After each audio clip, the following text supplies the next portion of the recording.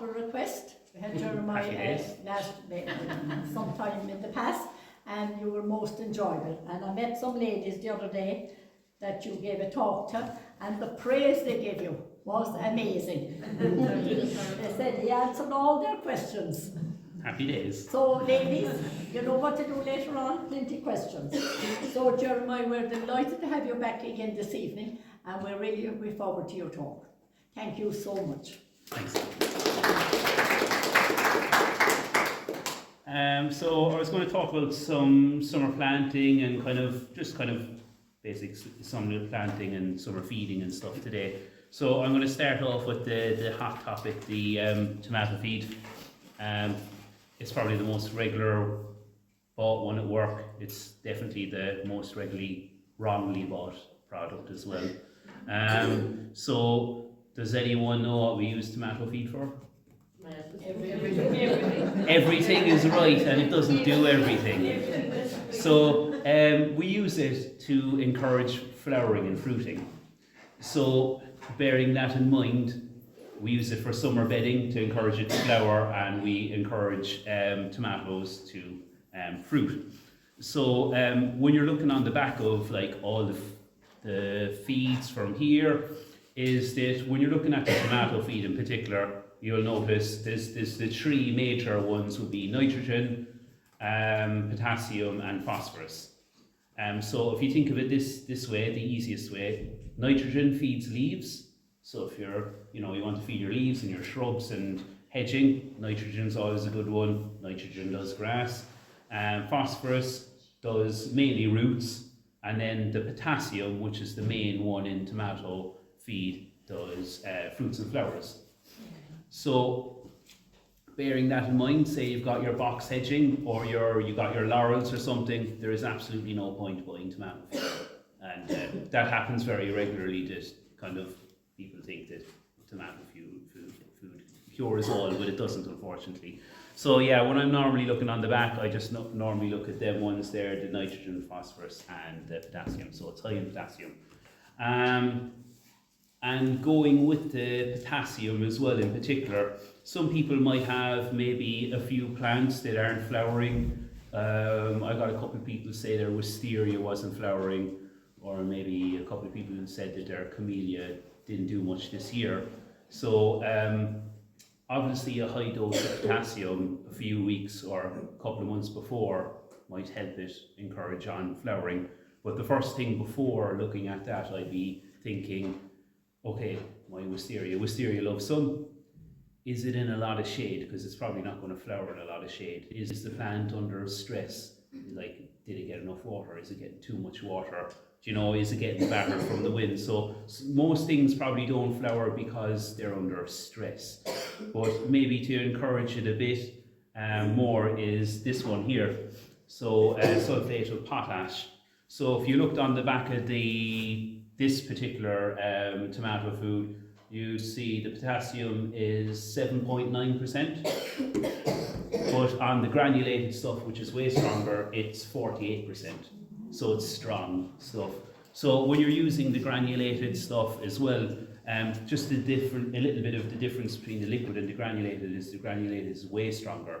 It's very easy just to overdo it and burn your plant. So you'd only put a light handful down per plant, and maybe every 4 to 6 weeks. So say for instance my camellia, you kind of know when the camellia is about to flower. Maybe a month before you think it's going to flower, you might give it a dose of that, and then again in about 4 to 6 weeks time, probably encourage it to flower. If it's in the right location, it's a reasonably happy enough plant.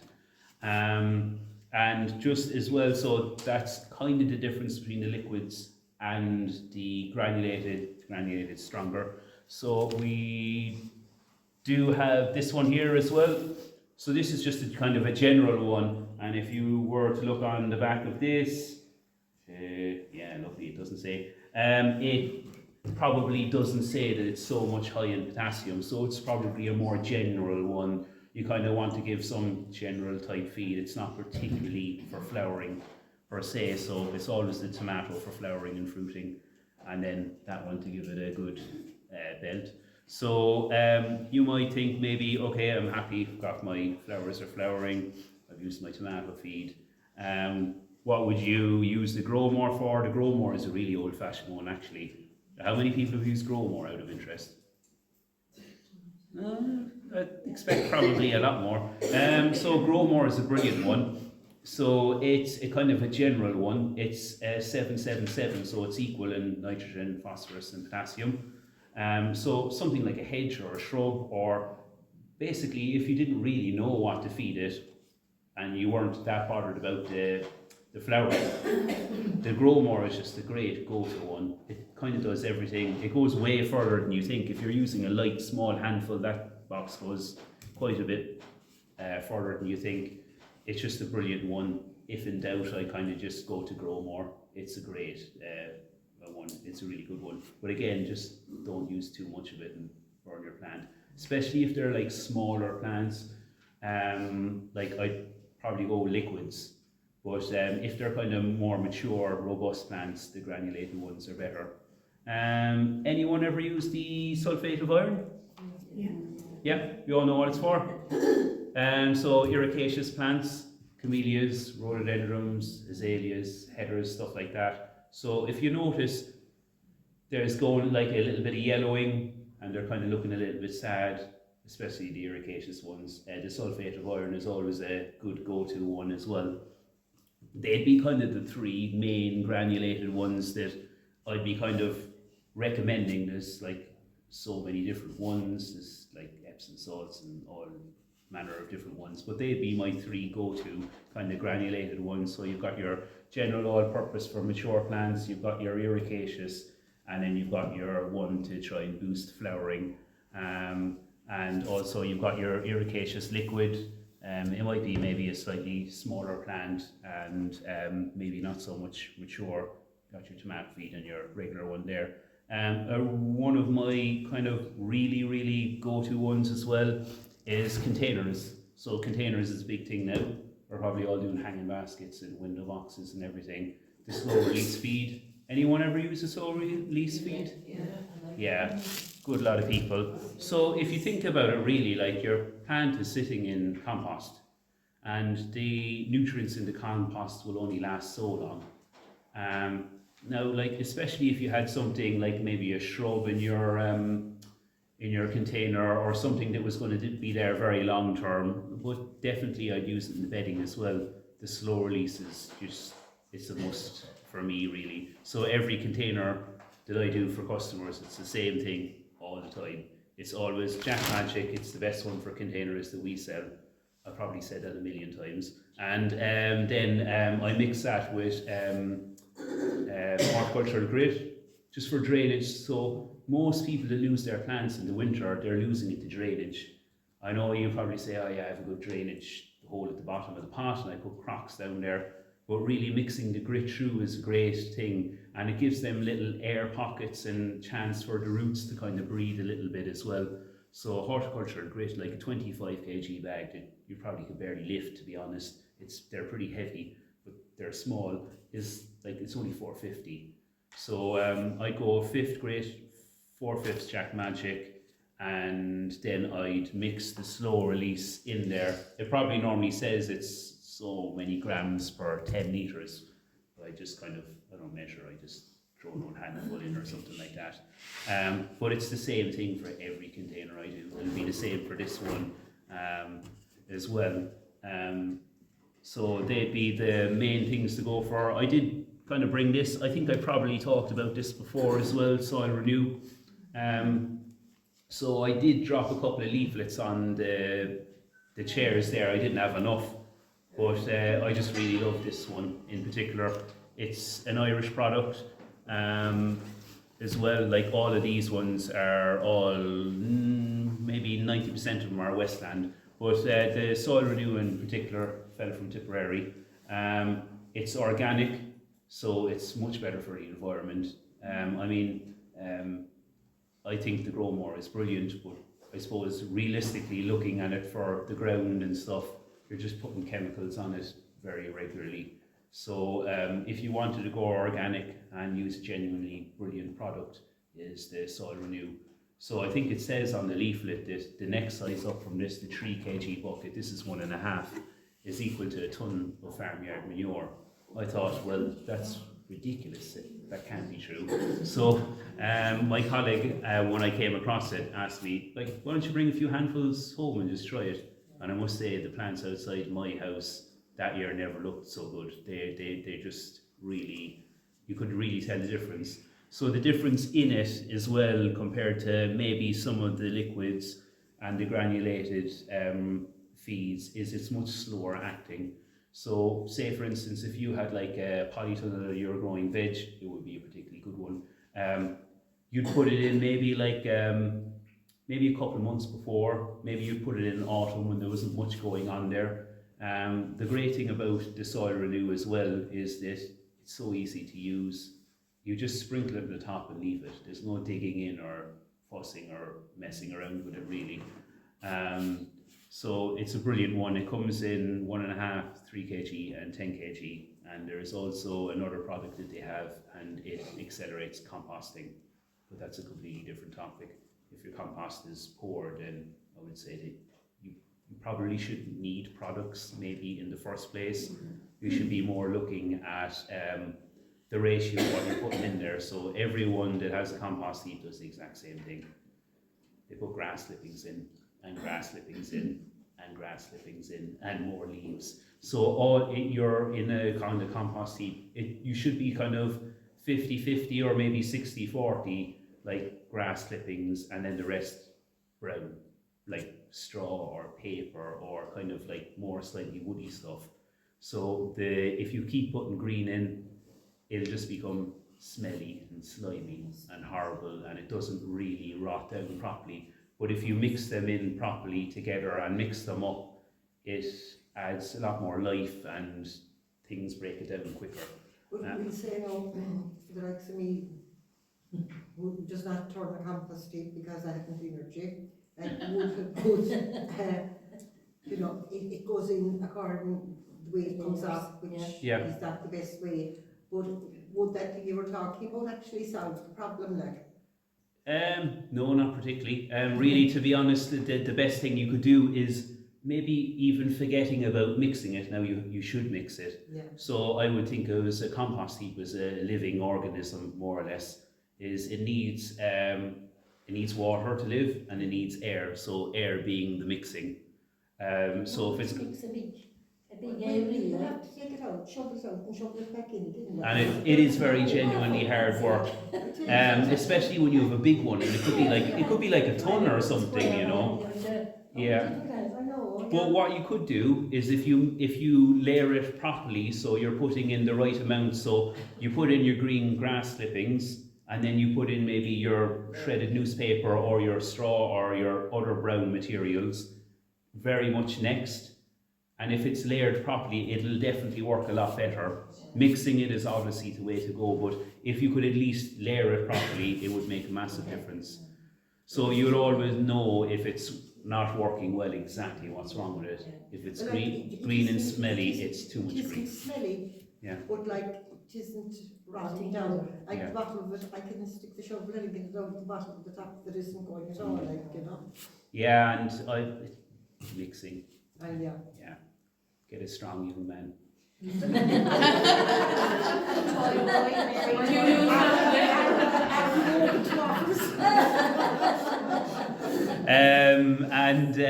So I didn't really plan to talk about the compost heap, but I actually did talk about it in another talk, and I did go through it in a good length.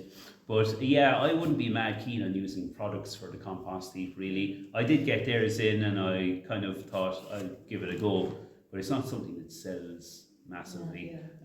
Really, it's about the mixing it, the air, the water, and the proper amounts of stuff. It doesn't have to be scientific, but like kind of 60-40 or 50-50 green and brown.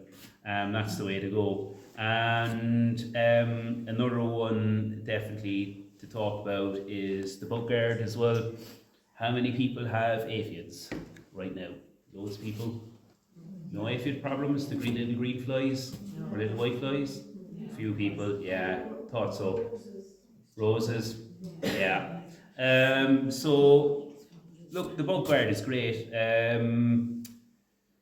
Unfortunately, it's not the same as. Do you remember the old Rose Clear, the blue bottle? You notice you haven't seen that anymore. Yeah, it's off the market, unfortunately. So all the new stuff is like organic. It doesn't quite work the same way. But I thought I'd just bring the bug guard in. I wasn't going to talk about it mad much, but the newer stuff isn't quite as strong, and it doesn't do exactly what the customer wants it to do the way the old chemical version of stuff does. And that's like a lot of the problem of some of the stuff that shops have now, is that it doesn't work in quite the same way. I'm not knocking them, but I'm just saying that, like, you use something before and it just looks like that, yeah, that works. But we need to find a way around that, and we need to find, stuff that works, but we need to work with it as well.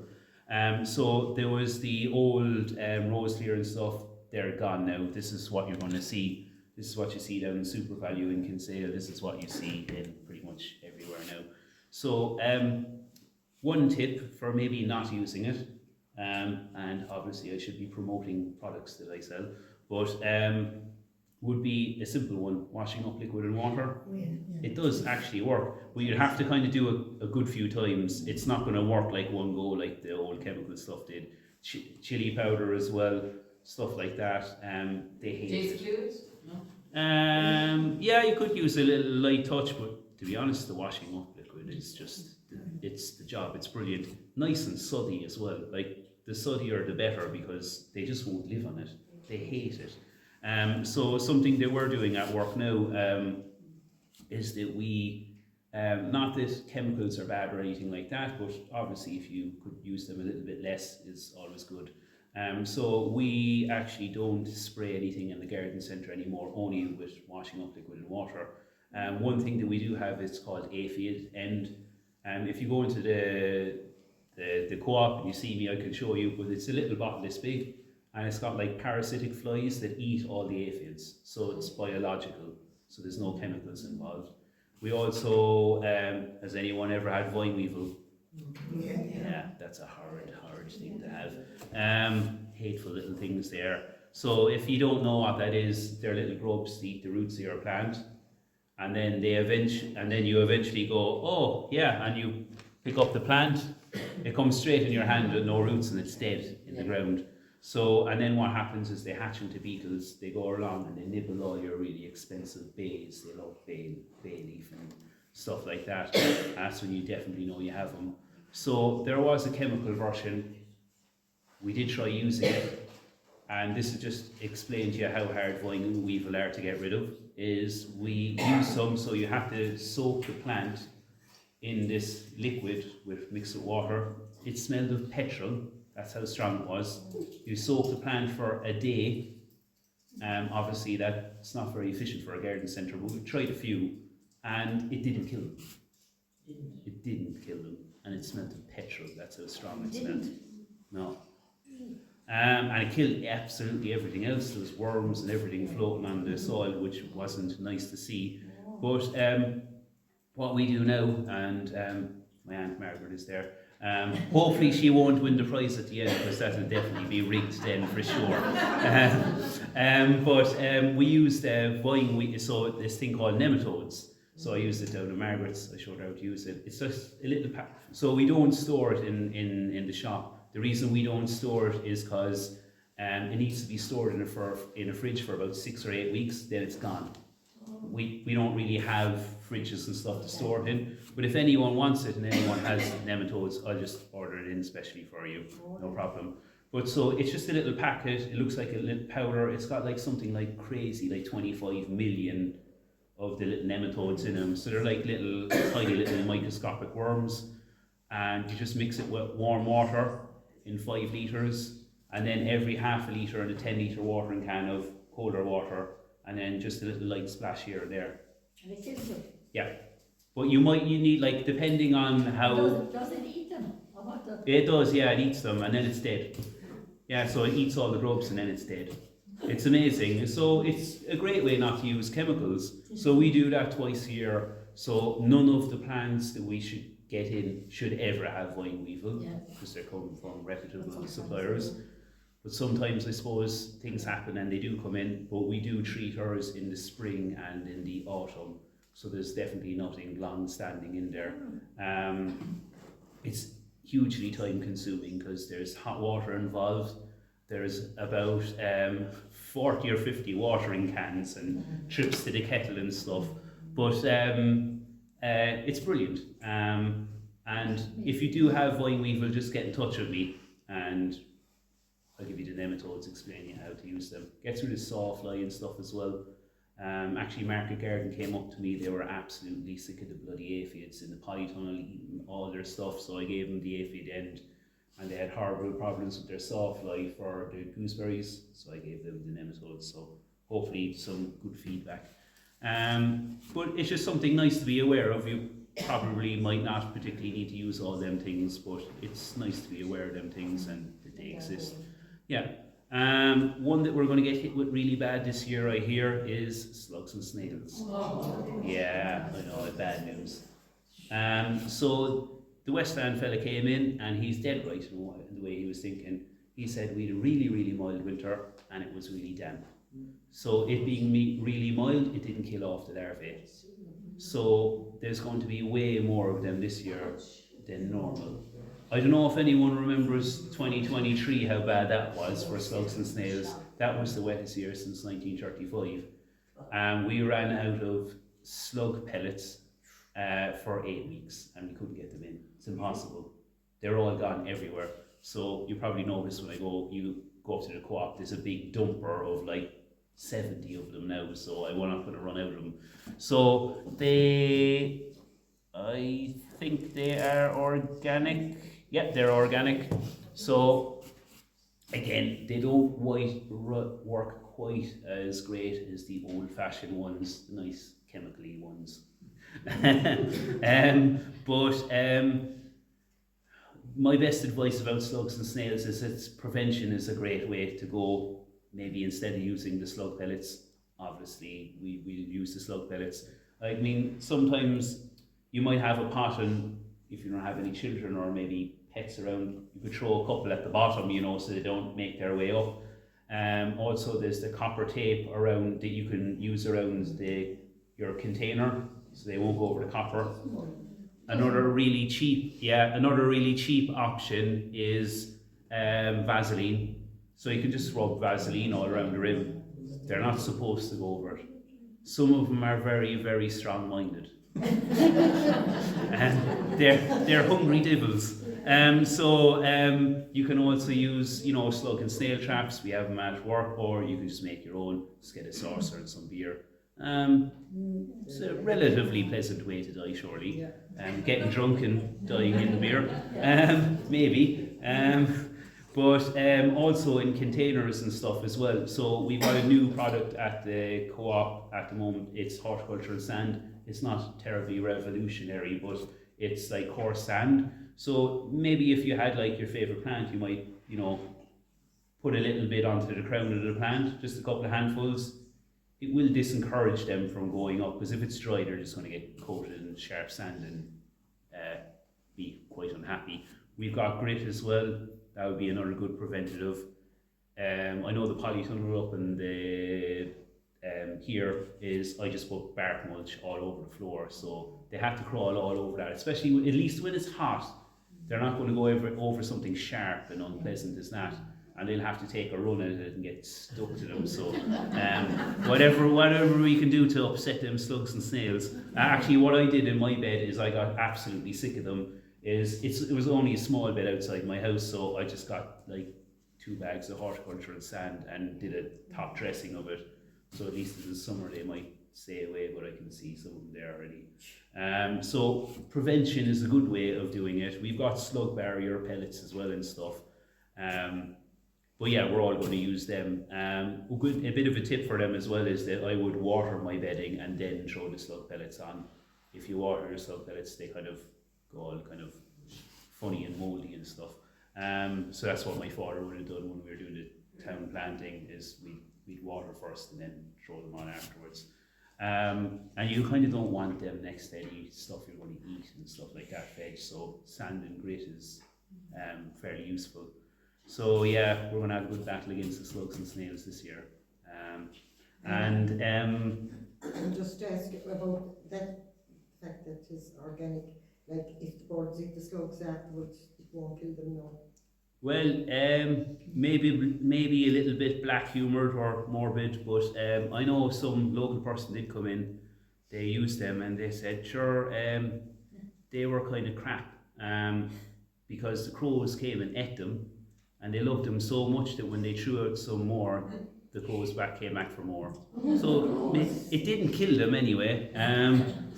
But yeah, yeah, I don't imagine there's something really that they're not going to be pleasant to eat. I don't think, I don't know, is that true anyway, but I did laugh at it. But I don't think they'd be pleasant to eat. I think there's a strong smell. Most animals are quite intelligent really. They're not really going to eat poison or anything like that. And the fact that they're organic, I mean, they're going to have to eat a lot of them.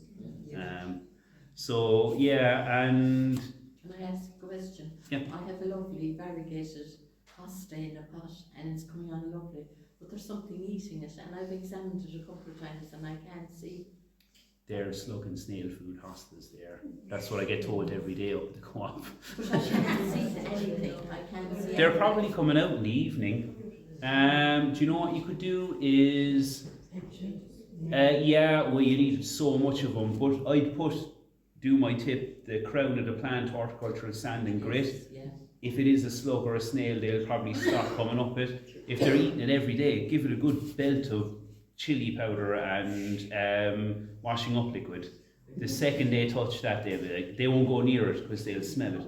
If you think of how sensitive our smells are, and we can smell that, it's a strong smell to us, it's 10 times worse for them. But I have a green one then next to it. Nothing. Another hosta. It's perfect. They're tougher. Yeah. Normally the variegated things aren't quite as strong as the solid green versions, the common things.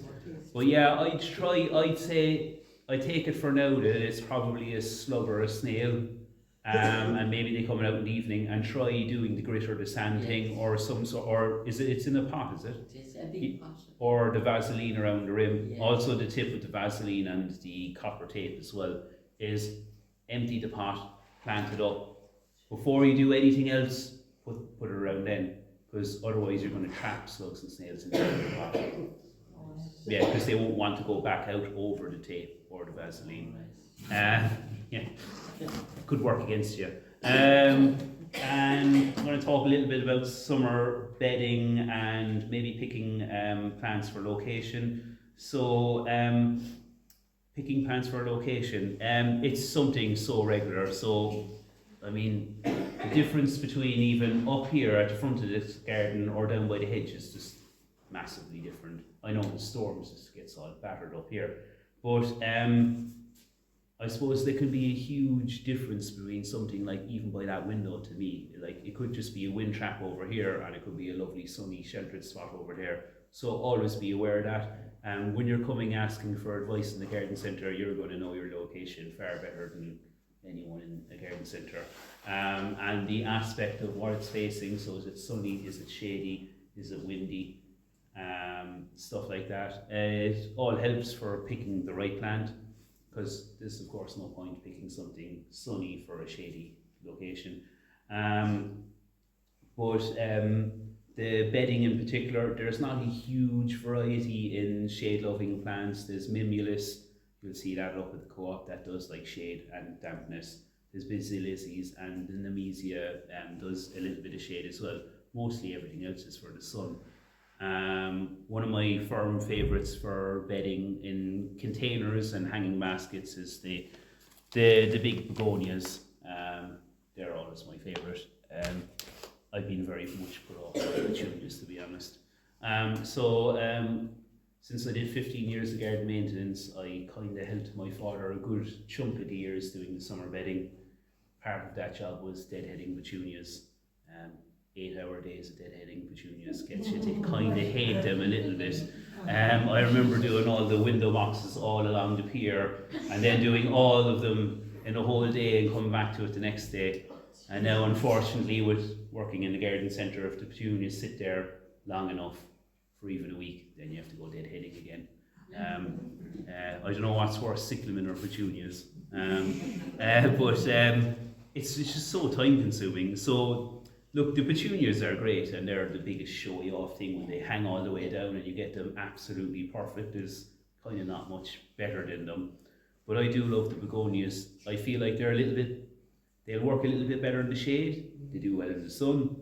They put up with the wet a lot better than the petunias. The petunias want to be dry, and if you didn't deadhead them, they kind of fall off themselves. So it's a lot less maintenance. Maybe you could say it's not as showy offy, but if you ever go past my place in summer, it's always begonias, always. And I'm going to show you how to plant up the simplest, easiest hanging basket at the end, with literally just 2 different types of plants, and it always works all the time, as long as you water it correctly. And then I'm going to give you some top picks of perennials, summer flowering perennials in particular. Shade, you probably might want to take out a few for shade because it's a bit harder. So now up there as well, we do have a bench and it says, plants for shade, bottom shelf. So we do have these because I can imagine going up to the garden centre and you look at all the masses of perennials and you're not quite sure and you're looking at every label. It's painful. So we made it a little bit easier. So Brunnera is a great one for a shade. It's got a tiny little blue flower. You can get a kind of I think it's Jack Frost. It's a silvery frosting on the leaf. It looks really nice. Perennial that dies back for the winter. You got your Vinca. Sometimes I know they grow as weeds for a lot of people, but if you they don't take over massively. I think they're kind of slightly underrated plant. Heuchera is another good one for a shade. People will have success and not success with heucheras. Anyone not have success with heucheras? Weaver loves them. Yeah, one of their favourites. Yeah.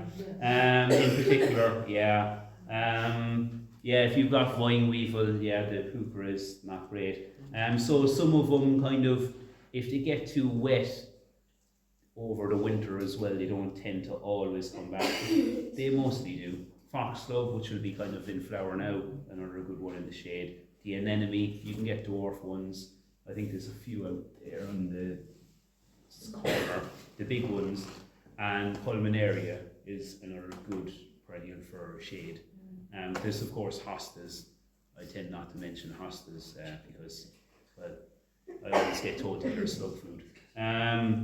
But they do look really nice. You'll probably notice I don't have a mad variety of them in, or much of them. It's because a lot of people just say about the slug food thing. So the minimum order, we are always looking at getting minimum order. If you get a minimum order when you sell it, the hostas tend to sit there a little bit longer than some of the other stuff. So I don't tend to get too much in. There's obviously a vast range and stuff that will grow in the sun, but just some of the top picks. The Nepeta catmint, absolutely love it. Anyone grow it? Yeah. It's probably one of the most popular plants in the garden centre, especially when it's in flower. There's little maintenance with it. Firstly, it doesn't get eaten because it smells minty, so nothing really eats it because it's too strong. And it flowers for ages, and then really for the winter, it gets a little bit twiggy. You can cut them back when they die back, but if you didn't, it's not the end of the world. There's no maintenance. They're just a good one. As long as it doesn't get absolutely drowned in soap and wet in the winter, then it does come back every time. The Campanula, another one that's probably another hugely popular, probably the most popular when it's flowering. Everyone knows the Campanula. Yeah, it's a brilliant one. The fact that it's evergreen is a massive bonus. The fact of how long it flowers, so it flowers early, and you'll even get the odd flower in October or November. So what tends to happen with that, if anyone's noticed, is it flowers, stops flowering, and you're like, oh, and then it starts flowering again, and it does that about 4 or 5 times in the year. It flowers so long. if anyone's noticed. There's a few different colour variations, kind of pinky hues, kind of ones, whites, and purples, kind of like darker blue, slightly different flowers. There's a good variety in them, and they will grow in cracks in the walls if you want them to. So just a tip for that as well is if you do have a reasonable size hole in the wall or whatever, just get really small ones, use the compost as like wet plaster, and just as long as you water it at the start of next year, it kind of grows away itself. You could make a really nice wall display. If you went into our garden, you'll see that there's probably a few hundred of them. My father likes them. And another really good one that we don't talk about as much is the Erigeron carvinskianus. I know they mentioned that in the garden design fella was here, remember, was it last year or something? Yeah, so it's a little daisy. It's just, some people will just go, oh, it's daisies. It's not the common daisy that grows out in the lawn. But if you get a small plant like that size now, it'll be like this size. It takes up a huge chunk of space, and it just flowers really late on into the year as well. Like into autumn, it's a really long flowering one. Another one that will grow out of the crack in the wall that needs little to no maintenance. Like when it dies off for the winter, you can just chop it with a hedge cutters and away it goes again. And the geums are in colour now, so they're a little bit earlier flowering. They're a really good one, and I really like the Rebecca, which flowers late in the summer. So most things will be finishing and your Rebecca will still be flowering, and your Alstroemeria as well. And they're all good ones that do genuinely normally come back. So the most thing that people would say when they might have gone off and bought something and picked it because it looked nice, and maybe my pet hates the netties. I don't like them much at all. So we know the Zanettis. How many people bought them and they didn't work out? Did they not work out? It did work out? Oh yeah, normally what happens, well, I remember buying them and not knowing them a long time ago, buying them, and they all tend to flower at the same time, stop flowering and look disastrously poor. So keep deadheading them, have a nice kind of tender, sunny, non-windy spot. But if you kind of didn't look after them as much, within about a couple of weeks they'll look terrible. And they're not something that will come back really. So I really like to recommend things that will come back, value for money. People do tend to come in and say, look, I've tried this, it didn't work out. I bought loads of plants from here and they didn't work out because they weren't really proper perennial things. Like Zanetti isn't going to really come back for you. So they might have picked something that's just wow now. I normally recommend something colourful like the Erisiums or the wallflowers or something like that instead, or the Calendula that I know will come back. And as well, so that's most of the summer bedding and stuff.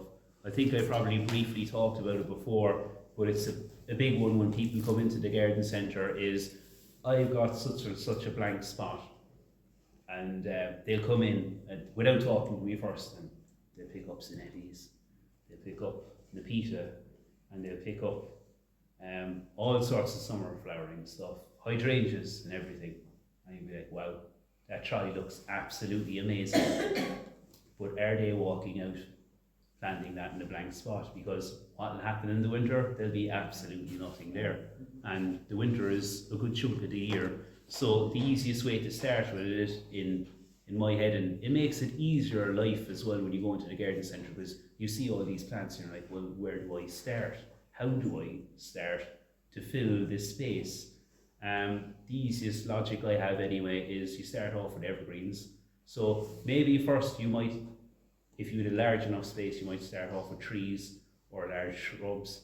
But I'd start off with evergreens first anyway, after all them things. Fill all my space with evergreens, only go home with evergreens, have like literally no summer colour, just evergreens. Like Campagnia is evergreen, so you know you can have summer colour too. But go home, plant all your winter colour up, your evergreens, see what space you have left on purpose for your summer stuff, and then plant your summer stuff. You'll get a really nice balanced bed. it makes it so much easier to go into the garden centre knowing that you're just going to do it in like by halves. You can always come back then after you've done the winter and the summer. You can always come back and I'd like to add some Rebecca or add some Rear. That's going to bring it on in the autumn.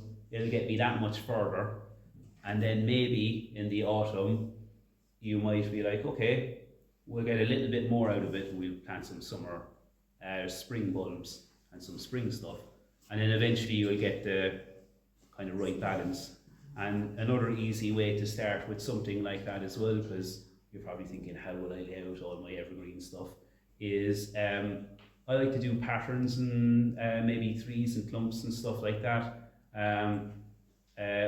I feel like if you did the higgledy-piggledy, you dot one there, and you dot one there, and you dot one there, it can just instantly look like a jumble of mess, especially down the line when things aren't flowered and stuff. So the structure alone, even having structural plants like bay and clip stuff with nothing else, makes a big difference. It's something that I always remember I did when I was here, is that all the shrubs would be clipped, the grass would be cut, and if everything was looked clean and tidy, you don't see a lot of stuff, the mess in the background.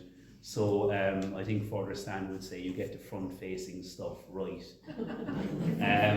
And he'd remind you, all right, in fairness. And he was good that way. You could see straight out the window and down on what you were doing. So he'd remind you if I missed something.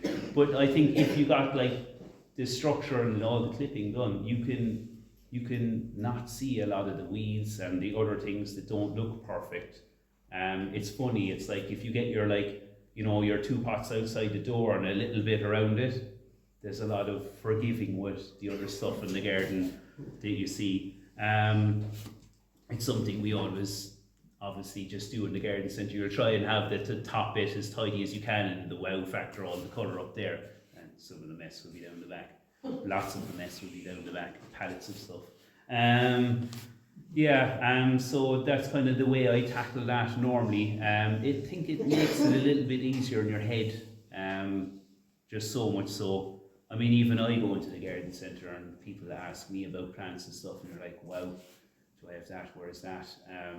Oh, I've missed that plant. I didn't get that in the last order. But just out of interest, we do have 20 different plant suppliers. It isn't easy as it seems all the time. I think someone came in today actually, not an unreasonable ask, summer flowering headers. You'd imagine that would be reasonably popular. So that supplier that we have for this summer flowering headers, you actually have to get a whole trolley of the headers, which I know we wouldn't sell, so that's why I don't get them in. So we get the winter, the spring ones, which are very, very popular, but we get a trolley and it takes us like 3 months to sell them all. So there's no way we're going to sell the summer ones. We need to be a bigger garden centre really. I think I did mention that before, that they are going for a bigger garden centre. It'll be 4 times bigger, there'll be coffee, there's talks of a 2-story building, like a shop and a bigger yard and everything. Hopefully 2028, maybe in the back of my mind, maybe hopefully not. Because that's a load extra work. Yeah. But you would be the boss, so you'd be fine. Yeah, I thought that this year as well. So I was 2 weeks on my own up there. I went in at 7 a.m. every morning. So do you just buy for each local co-op shop? I just buy the plants and all the gardening. I buy absolutely all the garden products for Kinsale. Just for Kinsale, so it's not for the 3 shops? No, and sometimes what we'll do is we'll get special offers in sometimes, and the main Bandon branch will buy them in bulk. We'll get them a little bit cheaper. We had an offer on carpet roses. I think they normally retail at 15. We sold them for $7.50. But they'll get them in bulk. They have the space. Yeah. Their garden centre is 4 times bigger than us, so they have lots more room for having extra products and stuff in. But to be honest, if you went through all of the shop and you looked at the garden department, there's one person that orders it all. So I order all the compost, I will be looking at garden furniture. I don't order the lawnmowers, but someone involved me. But then all the gardening products, there's like literally 10 companies for that. There's the 2 companies for tools, there's a few companies for plastic pots, there's a couple of companies for ceramics, there's 20 companies for plants, and then there's this hose lock and sprayers and smart garden, and to be honest I don't know how many companies there are, but there could be 50 companies or something that you order from, so I'm constantly ordering. If you don't find me, I'm probably in the garden office, hiding in the bushes, as I normally say. Yeah, so but the point of that as well is that we have such capacity to order so much more than what we have, but we can't because we can't fit it. So if you don't see a plant up there, just give me a shout. I'll most likely be able to get it in, unless it's like, it could be a reason like I can't meet a minimum order, or I don't think that minimum order of plants will actually sell enough for me. Like, it's hard to justify getting 1 plant in for someone and I have to order 30 of them and I know I won't sell 20 of them. So it's just small things like that, and I will miss stuff. So I was going to plant up this, and I was going to just talk you through my idea as well of doing containers before I even do it. So it doesn't matter what container it is, I like kind of have a kind of symmetrical, formal idea in my mind all the time. It makes it easier. So I always go with what makes a container is if you put all the same thing in there, it's all flat and it's boring. So you need something taller in the middle. That's all. So I always go and pick my taller thing first, and then I normally do some sort of alternate thing around, like maybe every second one or every third one, something different.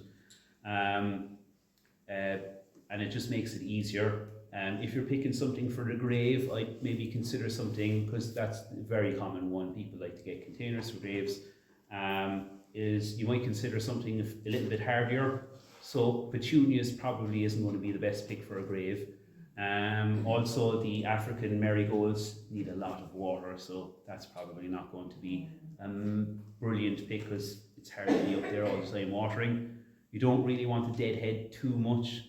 So I normally use the other type of begonia, always, and alyssum and stuff that you don't have to deadhead, and they kind of look after themselves.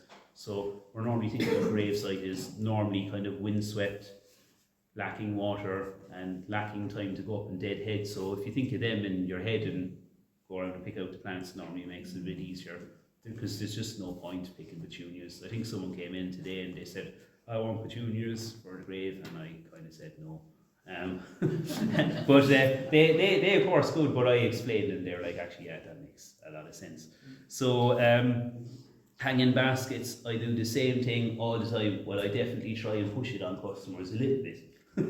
But if they want, no, like if you want whatever you want, but I normally try and ask them, like, do you know, are you going to go out and mind it? Are you going to go out and deadhead it? And you kind of see straight away, and if they say no, then I'll jump at my chance to use my formula of maybe a boring one, maybe, I don't know, we'll see now when it's done. So what I used to do is I used to just put all begonias in there, but just to add a little bit something else. I don't know, does anyone know what this plant is? It's not the most interesting plant in the world. Anyone know what it is? It's Creeping Jenny. yeah, it's Creeping Jenny. Fair play. So it's not like the most interesting one, but like it's yellow foliage. Yellow foliage is nice against the dark. It's also very hardy, like, isn't it? Dark foliage. It's really hardy, and it just goes with my simple idea of having something. I just need to make a hole in this. Easy to maintain and easy to plant up. I know everyone here is well more capable of doing lots more interesting containers than an easy one like I'm showing you, but maybe you might know someone that's absolutely brilliant at killing plants. That's what they normally say to me. They kill everything. Yeah, you get loads of people coming up. I kill everything, absolutely everything. Brilliant, I have a great solution for you. Try this one. So, as I said before, I always use Jack Magic. Anyone grow much seedlings? I know, Margaret, you do. Anyone else grow much seedlings? Nora does, yeah. Yeah. She's getting a new polytunnel and everything. She's going into the I do grow seeds. Oh, happy Not days. all the time. We'll be all going to Flores for it to go. You will now. So, do you use much compost? Use compost? I use that Jack's Magic is what I like. Brilliant. Margaret? Jack Magic? Yeah. Brilliant. All the time, yeah. It's good to know that my aunt uses the Jack Magic anyway and she got it right. Anyone else? Yeah. Anyone ever use the John Lyons peat free for our seedlings? Ever? Oh, I might be going Might have? I might go, yeah. John Lyons is supposed to be the best, so it's not supposed to be. Well, I got bad news for you if you did use it. You probably had a bad result and I'll tell you why. So, multi-purpose compost is for mature plants. You wouldn't... Crack as well, though. Hmm? It's crack, that multi-purpose. Well, it's good. It's good for what you're using it for. So it depends what you're using it for. They've all got their uses. None of them are particularly bad products, but they all kind of, if you use them right and for the right thing. But it's, where did you get the information from? You just tried it and it didn't work out. You're like, oh well, I'll try it again, and it doesn't work out. And you're like, well, I'm doing something wrong. But the easiest thing that I always think about is the multi-purpose is for mature plants. Don't use it in seedlings. If you use John Lyons in seedlings, you will kill all of your seedlings. If you've had success with John Lyons with seedlings, that was brilliant, but don't use it the next time. So the reason for it, and now we had actually a supplier come in. She's an older lady. She lives down in Dunmanway. All she grows is tomatoes. If you ever come up to the co-op and you see the tomatoes with the handwritten black marker, that's hers. And if you ever noticed her ones compared to the other ones, they're twice as big and twice as healthy. So she's brilliant at it. But to be fair to the other lads now, the other lads are doing all the varieties of veg, and one fella's doing like perennials and bedding and veg and everything. So she can focus on the one thing. It probably makes it that little bit easier. So the John Lyons has a stronger fertilizer in it, and that will just kill your seedlings. She used it recently. I did recommend her to use Jack Magic, and she said no, she wanted the John Lyons. I said, okay, I was under pressure, I just left her at it. We get trays of 15 tomato plants in one tray. 24 trays died on her because of the John Lyons. You'll notice that when you use the John Lyons, it's really strong smelling. Yeah. So that'll probably tell you. It's quite strong. It's not a bad product. There's nothing wrong with it. But just use it on mature plants, perennials, and not seedlings, and you're absolutely fine. There's nothing wrong with it. But be warned, don't use it on seedlings. And a lot of things that say multi-purpose, it's not for seedlings. I know you're probably thinking, oh, I have to get that bag of the seed and cutting sowed in, and the co-op only sell 25-litre bags, so I want more. But the seed and cutting is the way to go, really. It is more expensive, it's a smaller bag, and it's not madly different price to this. But if your next best thing, which is why I asked Jack Magic, is the fertilizer in Jack Magic is seaweed, so it's a much lighter fertilizer. It's not as strong in the plant, so you can use seedlings in this. It does say you can plant this and use for seedlings. My advice would be go to seed and cutting, but if you really want a bigger bag, you can try this. It won't be as good. You'll get much more success with the seed and cutting. So it's just a good one to know that multi-purpose in general isn't right for seeds. And what I always do, as I said, I use a 5th grit. I have it here obviously because I told fibs. But I used sand instead and whatever I had. And there's a bit of topsoil in this.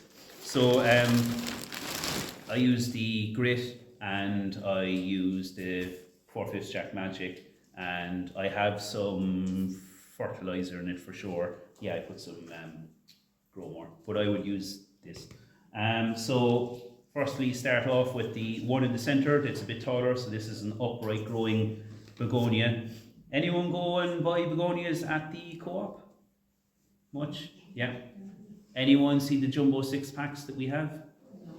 Anyone notice the name on it? It says non-stop and trailing. So the non-stop is the upright growing one. If it says non-stop, it grows up. If it says trailing, it will trail. But also look at the labels, it was a regular one. So all our trailing ones have a picture of yellow flowers at the front. They're not all yellow, just turn it to the side. There's a little label that has the colour on it.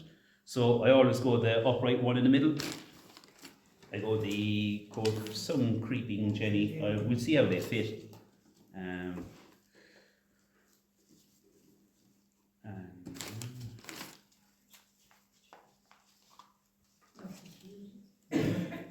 Sorry, Jeremiah, would you put something like, you know, the way they use swell gel and stuff with the liquid to, something like that? No, I find everything. I find it rains so much in Ireland that you don't need it. I'm watering pots with a month in May. I live for watering at work. I spend 2 days a week watering every week. I'm sick of it. But isn't there something you can add to the pots? You can, yeah, you can if you wanted. I'd probably more use that if it was in like an extremely dry place. But Okay. to be honest, if you use the other good thing about the Jack Magic, it is definitely a higher quality compost. Is it retains the water when it needs to and doesn't when it doesn't need it. So if you go for cheaper compost, you'll notice straight away. When it gets wet, it gets laden with water so much that your plants die. Or it's another extreme version of it's dry all the time. Doesn't matter how much you water it, it's always dry. So that's one of the things I've noticed with peat-free, certainly in the at work, is some of the peat-free stuff is so bloody dry. So no It's like lining air. No lining with nappies or anything like that? No. No. So some of it is just a killer for watering. So I would just go straight away, no nonsense, with my containers. Whatever garden centre you go in, what's your best compost for containers? And I would use that. There's just no point messing around with cheap stuff because it will just going to create twice as much work down the line with watering or plants dying because they're getting too wet or the poor nutrients in them. They're not going to do very well at all. So that's always what I would say, is just bite the dust and go with them. And as I said, all the composts have their own kind of things, like the multi-purpose, good for more mature plants. Things like the Jack Magic is like an unreal all-rounder, and you've got your ericaceous as well for your acidic loving plants. We also will always have in stock now is organic gold, so if anyone wants to use organic compost, we have organic peat-free compost. There's always a small selection of people that like to buy it, but we're always going to have it in stock from now on. So maybe you might do some organic vegetable growing or something like that, or you just want to use it and try it. But it's good stuff. It's from Westland, and all of our compost is from Westland. Any questions? Oh, and as I said, by the way, that's the colour. The colour is on the side. Don't take any notice of that. That's not the colour. It's this one. Everyone is saying every day, you only have yellow begonias. Every day I walk outside to the front. This is the colour. Any questions? It's a messy job. What do you recommend to set tomatoes into? We have the big Tom grow bags at work. Which I use, yeah. They're pretty good. We also, I know my father gave out about how bloody heavy they were, because they are heavy, especially when they get wet. But at least if you get them dry and you put them in, they're grand, but they are genuinely heavy things otherwise. That's a good one anyway, but the ones we have, in comparison to say other places, maybe Little Super Value and other local places, is they're much deeper filled bags, which is much better for the plants. So the really, really thin one, the roots, you're just going to be watering it all the time. It's going to be a killer. So the deeply filled one